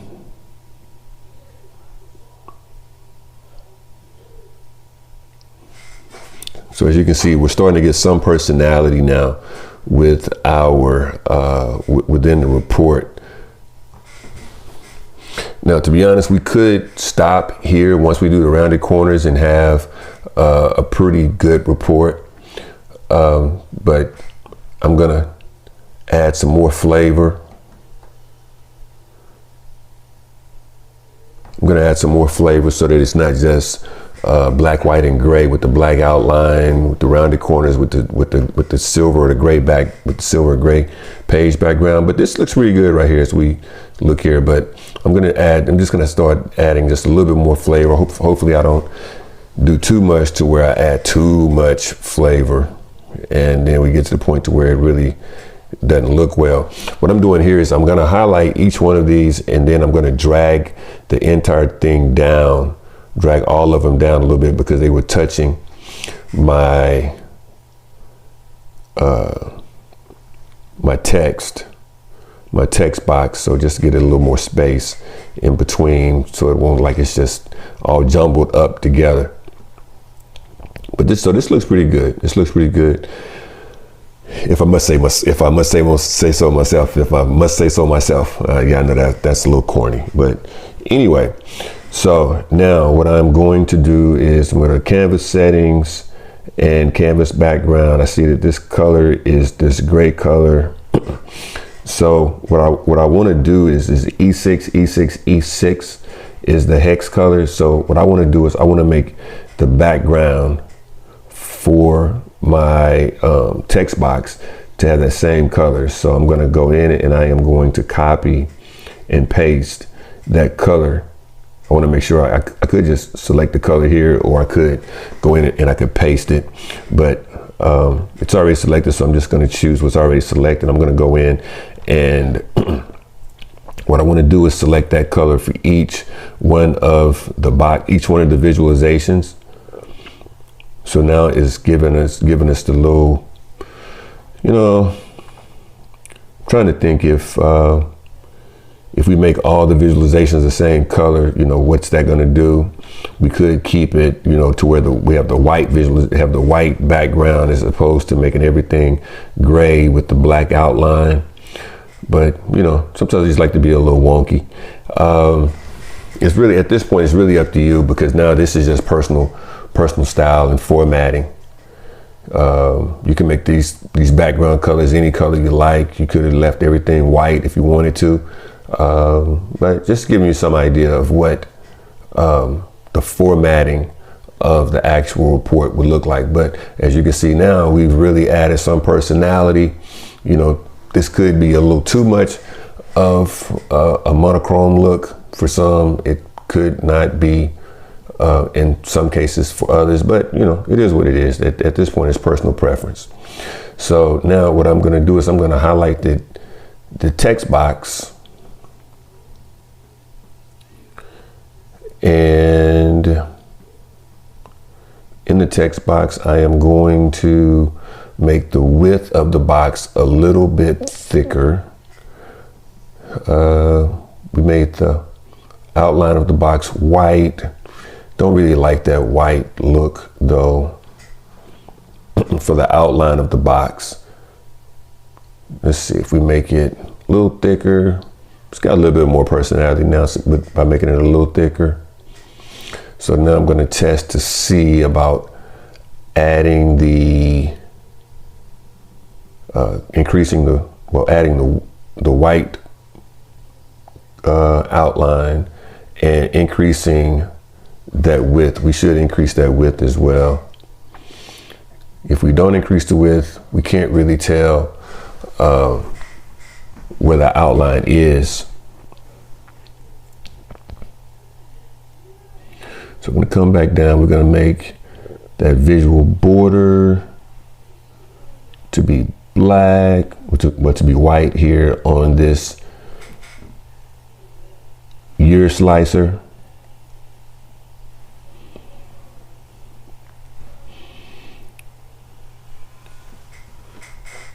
At this point, this is our personal preference. We can make these colors, these outlines to be any color we want. But at this point, it's pretty much personal preference.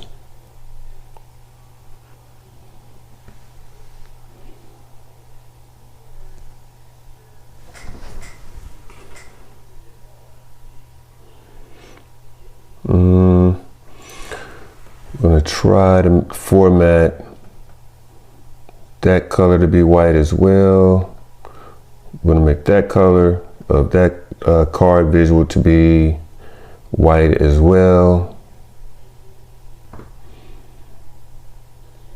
Come back, we're going to increase the size. We increase the size we'll increase the width to 5 so we can get more of a look, actually see that the outline of that border.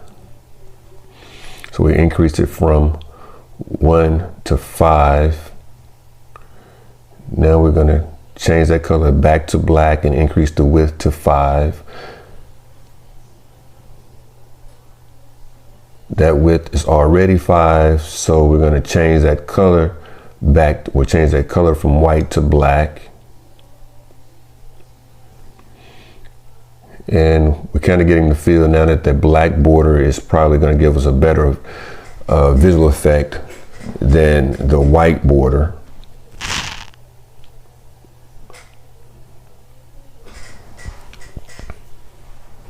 Increase that width to 5. So we're going to change all the cards to be a width of 5 for the border and the color of the border to be black. Count of products is the last of the cards. So we are going to increase the width to 5. Go back to the text box. We're going to make that text box as uniform as the borders on the borders of the cards and the slicers. So we're going to change that to black and increase the width to 5. Let's see.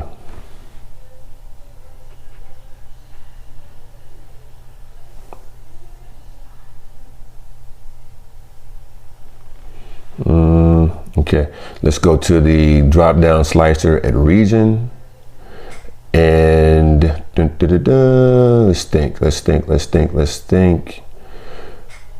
Do we want to make this a white border or a black border?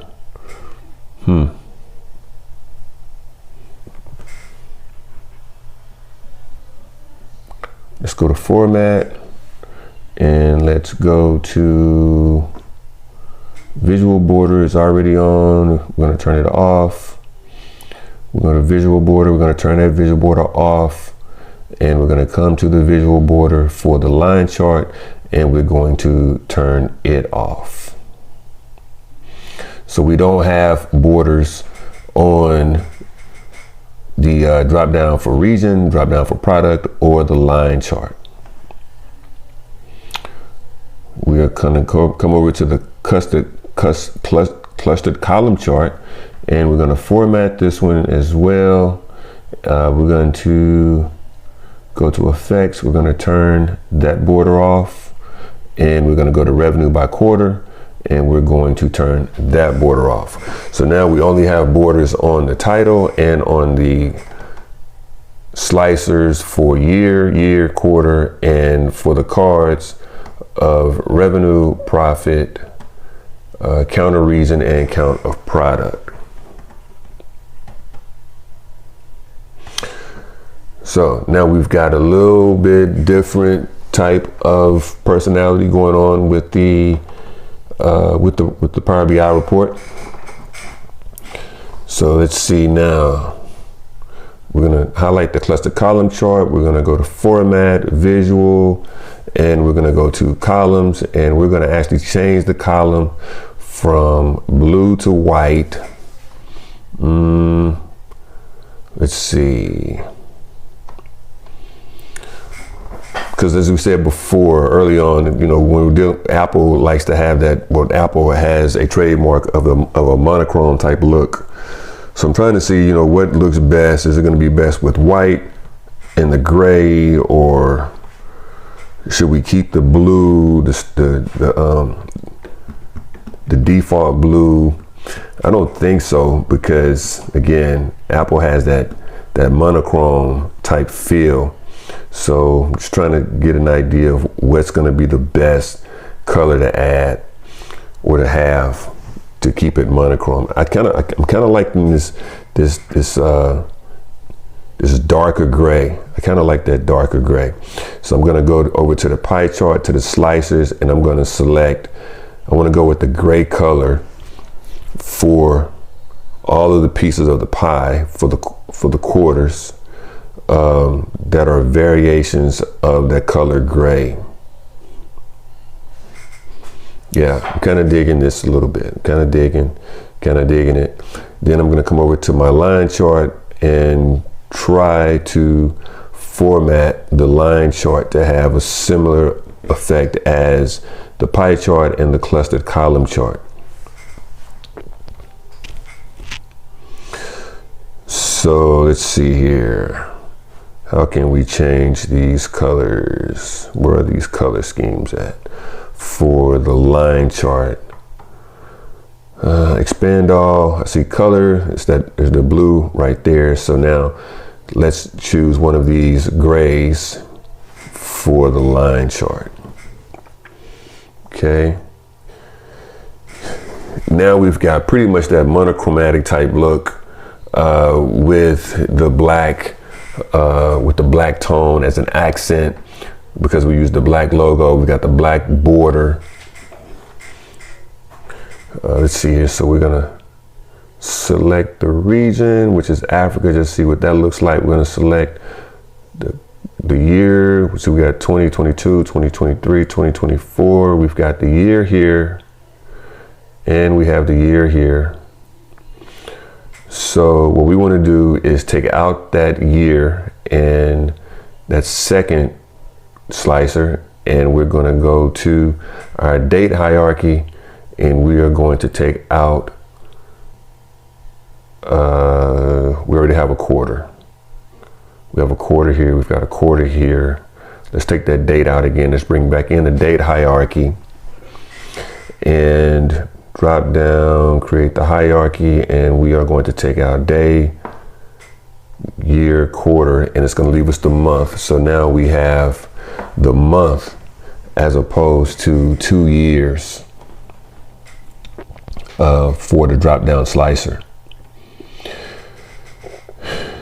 Then we have that region, which is, that sum of revenue, which is a little bit bigger than the count of region and count of product cards. So now we're just trying to get as uniform as possible. We know that the gross profit and the sum of revenue is going to be pretty close in size, and the count of region and the count of product, they're going to be pretty close in size. So what I want to see here, year, quarter, month.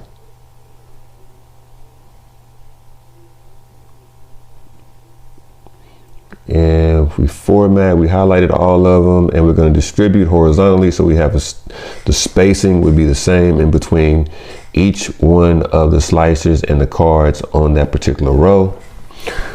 The category label, we're going to turn that off for the sum of revenue. We're going to go to title, and rather than having sum of revenue as a category label, we're just going to call this card revenue.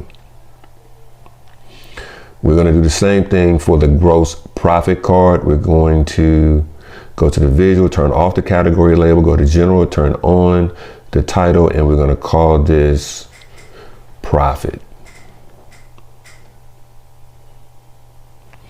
Going to come over to the count of regions. We are going to turn off that category label. We're going to call that title regions. We're going to go to visual. We're going to turn off that category label. And the same we're going to do for gross count of product. We're going to call the title product. We're going to go over to the visual, the format of the visual, and turn off that, looks like, I don't think I turned that off. I'm not sure. We can't see it. We turn off that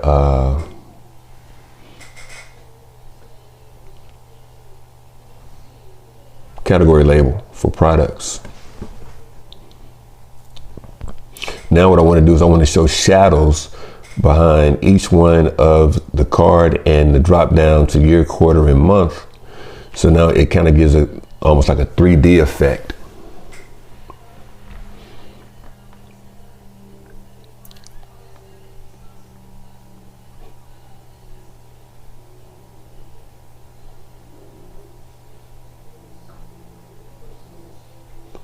So now we've got almost a 3D effect on the top, on that second row.